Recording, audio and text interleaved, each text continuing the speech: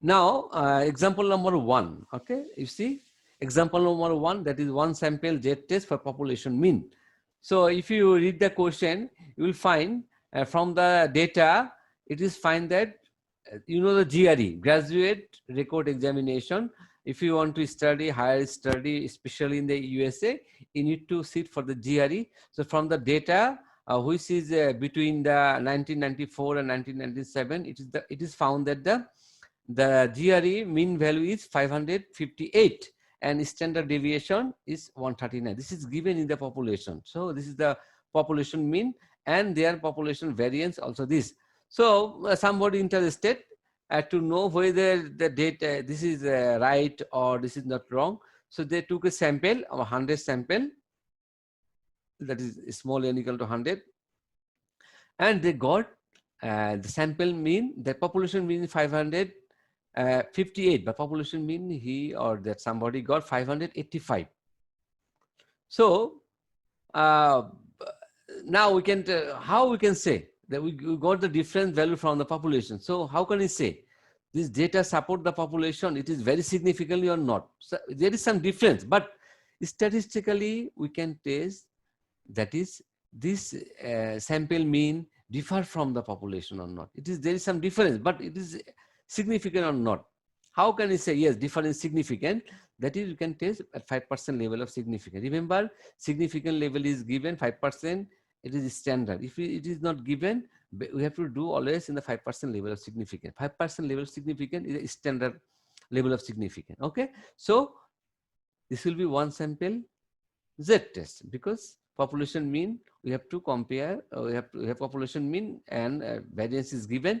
Now we have to verify whether this population mean that is verified by a sample, whether the sample data support the population mean or not. So let us do the step by step. As you know, first step, we have to state the null hypothesis and alternative hypothesis. Null hypothesis, we have to agree with the population mean. That is, the mean test score is 580, we have to agree. Mu equal to 558, that is, we are agree the population mean is 558 of GRE mean mark. Okay, GRE mark, mean mark, we have to agree. And the two-tail test, that is, we are support or not. So we have to say the population mean is not, that is, data does not support the population mean. That is, mu equal to not 558. The mean score is not 558 in the population. That is, we have to verify the data. And the second step, we have to specify the level of significance. That is already specified. Is given alpha equal to 5% equal to 0.05.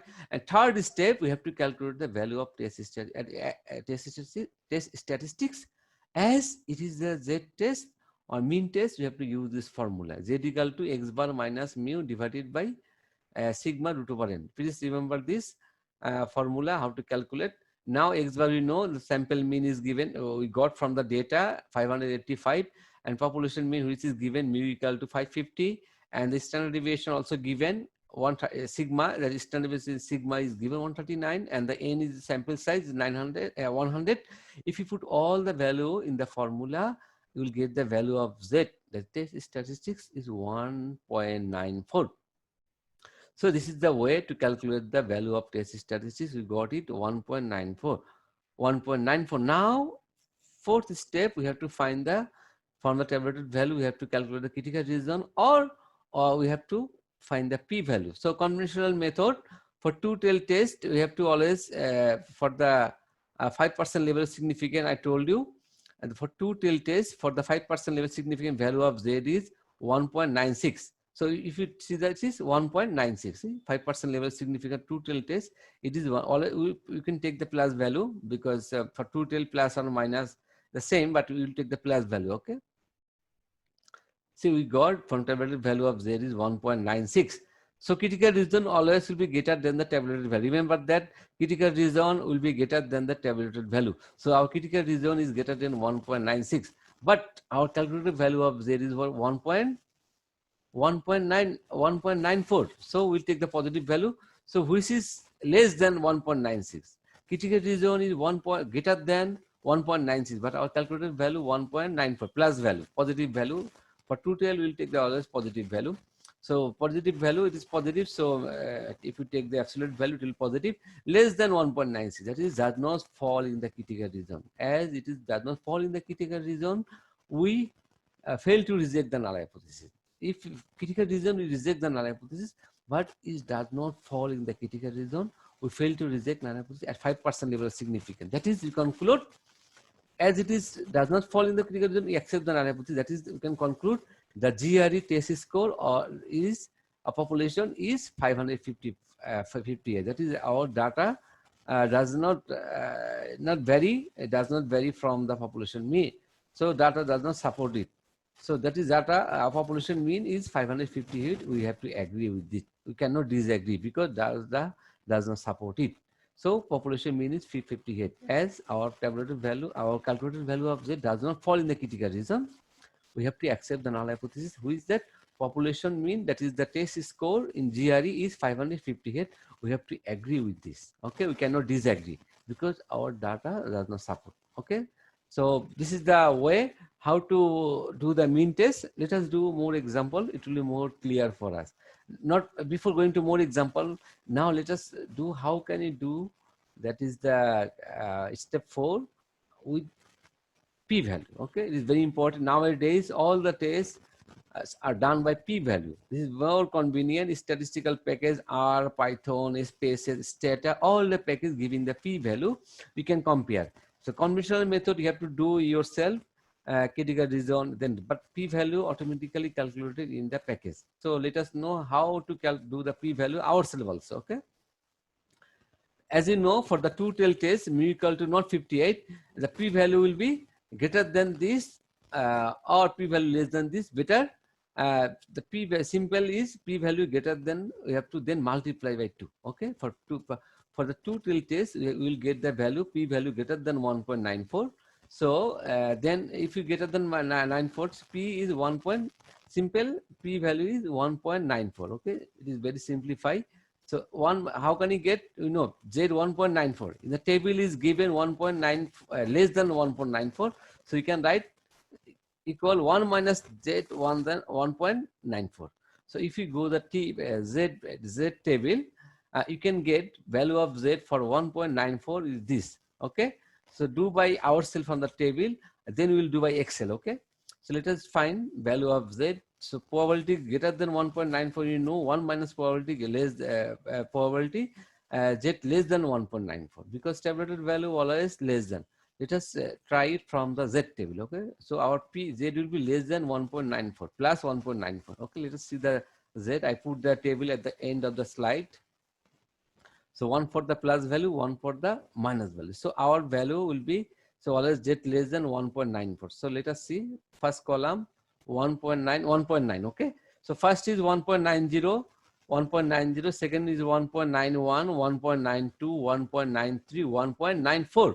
So value of Z tabulated value less than 1.94 is 9738, 0.9738. Let us check whether our let us check our calculation 9738. Okay, let us see, and let us see the calculation here.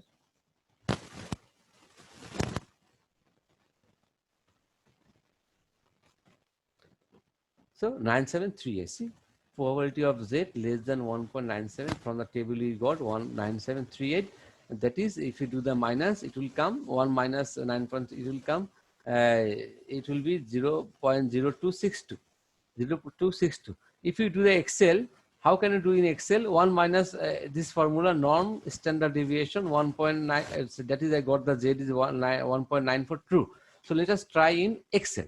So how can we value of Z from the Excel? If you have no table but you are sitting in the computer, how can we find the value of Z that is greater than 1.94? 1 minus normal distribution, you will get like that. Okay, let us try whether it is 0.0262 or not.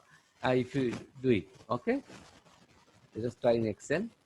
Let me try. So it will be 1 minus this 1.94. Okay, let us try in Excel. So I have an Excel sheet.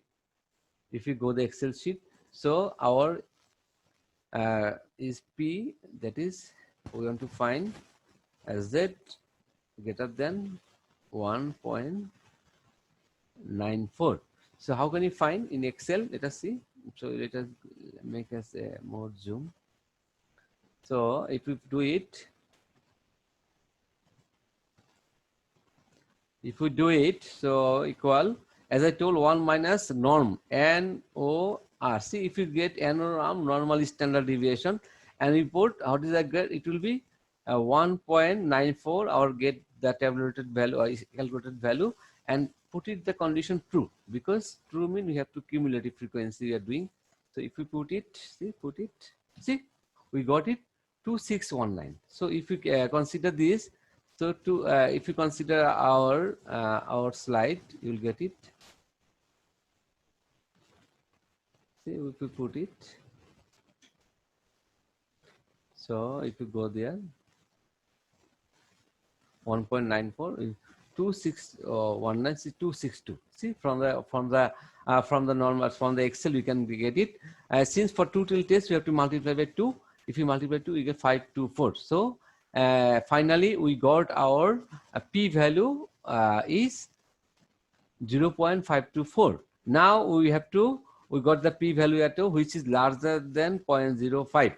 So what is the meaning? If it is larger than p value, it is likely that we should observe extreme value or better result than the test statistics for the given sample. Does not go for the favor of alternative hypothesis. So it is likely you can get more result. In other words, calculated value is not satisfactory. We can get we have chance to get better result than the observed difference from the test statistics. So test statistics, any statistical package I told is spaces R Python, you can get the p value, and same like this directly you will get. And what is the decision? We know if the p value less than 0.05, we reject the null hypothesis. But our p value 524, which is greater than 0.05, so we do not reject the null hypothesis. If it is less than, we reject the null hypothesis. Here I explain what is the meaning of this. As it is more than 0.5, we cannot reject the null hypothesis. That is, we accept the null hypothesis. So GRE test score in the population is 555. Is not significantly differ from the claim score. So we got from the data does not vary from the population mean. So as we got in the conventional method, we did not reject the null hypothesis, we accept the null hypothesis. So same result. So p value and the conventional method, same result. So this is, I explain in details.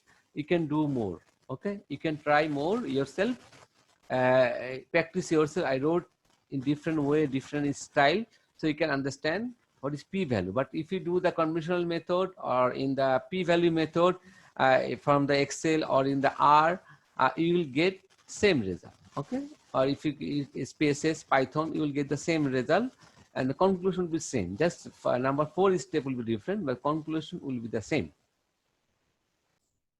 If we want to find the p value from the R, how can you get it? So it depends on the value of calculated value of Z. We got the calculated value of Z is 1.94.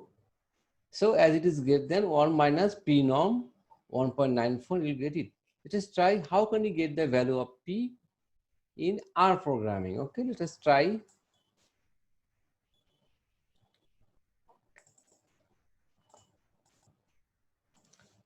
Let us try clean all this, clean this. So as it is greater than 1 minus p norm, p norm, okay, and our calculated value of Z is 1.94. okay. Now if you enter, you will get it 0.0261, that is 0.062. okay. Now go to our main slide. That is, we got as in the Excel 0.0262. Also in the R, we got it 0.0261. That is 0.0262. And you have to multiply it by 2. That is, p value will be 0.0524. We accept the null hypothesis as it is greater than 0.05. Okay, this is the way we can the value of p in R programming.